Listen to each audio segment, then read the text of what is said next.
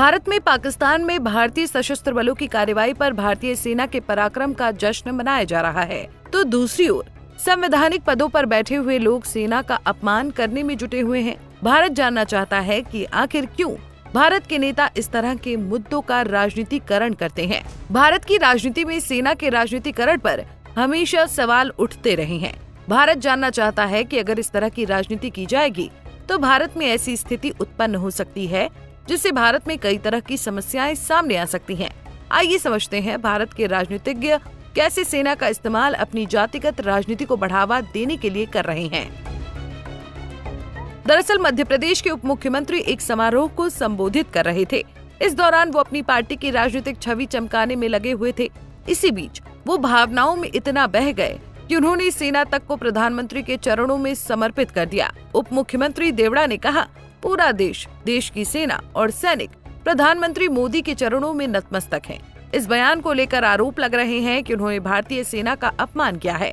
कार्यक्रम के दौरान जम्मू कश्मीर के पहलगाम में हुए हालिया आतंकी हमले का जिक्र करते हुए देवड़ा ने कहा कि प्रधानमंत्री नरेंद्र मोदी ने आतंकियों के ठिकानों को नष्ट करने का जो साहसिक निर्णय लिया, उसके लिए पूरा देश आभारी है। जिन माताओं के सिंदूर को मिटाने का काम जिन लोगों ने किया, जिन आतंकवादियों ने किया और जिन आतंकवादियों को जिनने पाला, जो पाल रहे हैं, उनको नेस्त नाबूद नहीं कर देंगे तब तक चैन की सांस नहीं लेंगे।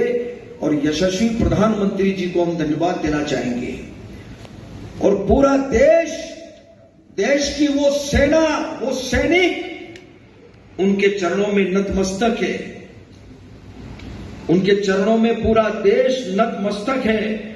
उन्होंने जो जवाब दिया है उसकी जितनी सराहना की जाए, जितना कहा जाए, एक बार उनके लिए जोरदार ताली बजा करके चाहे।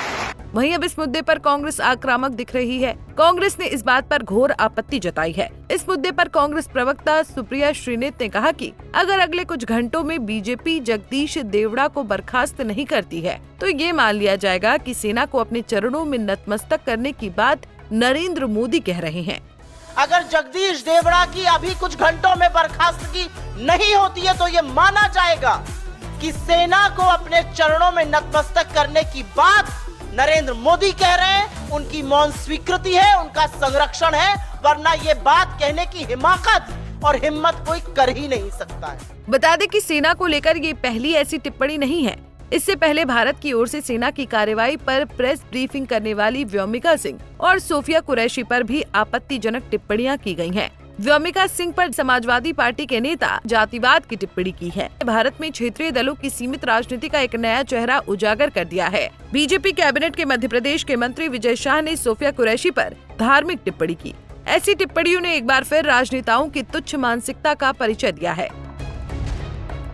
वहीं अगर बात करें ऐसी टिप्पणियों की तो इसके पीछे की एक बड़ी वजह भारत की वो राजनीति है जो जाति धर्म के इतर नहीं सोचती है। भारत में कई राजनीतिक पार्टियों का अस्तित्व तथाकथित छोटी जातियों और मुसलमानों के वोट पर टिका हुआ है, जिस कारण ये जातियां अपने वोट बैंक को साधने के लिए इस तरह की बयानबाजी करती हैं। भारत में विपक्ष के पास जातिवाद इस समय सबसे बड़ा मुद्दा है। इस मुद्दे पर भारत में एक अरसे के बाद राजनीति का क्षेत्रीयकरण फिर से शुरू हुआ है। 80 और 90 के दशक की जातिवाद की राजनीति फिर एक बार भारत के राजनीतिक परिवेश में वापसी कर रही है। बहरहाल राजनेताओं की जातिगत और धर्म की टिप्पणियां सैनिकों के उत्साह को गिराने वाली हैं।